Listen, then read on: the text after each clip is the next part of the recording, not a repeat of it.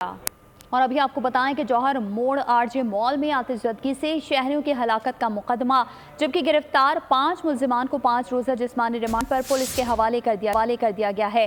تفتیشی افسر سے آئندہ سماعت پر پیش رفت رپورٹ بھی طلب کی جائے گی، جبکہ ملزمان کو جوڈیشل مجسٹریٹ شرقی کی عدالت میں پیش کیا گیا ہے۔ مزید تفصیلات جانیں گے عبدالحسیب سے۔ جی عبدالحسیب بتائیے۔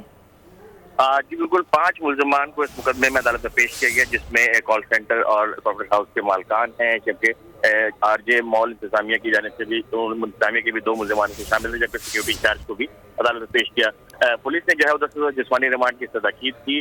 سرکاری وکیل نے بتایا کہ جو کال سینٹر جو وہاں پہ چل رہا تھا وہ غیر قانونی تھا، اس کی اجازت نہیں تھی، اس کے اوپر کنٹونمنٹ بورڈ کی جانب سے جرمانہ بھی عائد کیا جا چکا تھا۔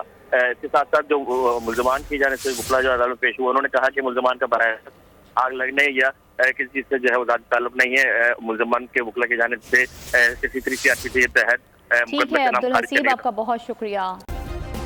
سبسکرائب کریں اور بیل دبائیں تاکہ کوئی خبر رہ نہ جائے۔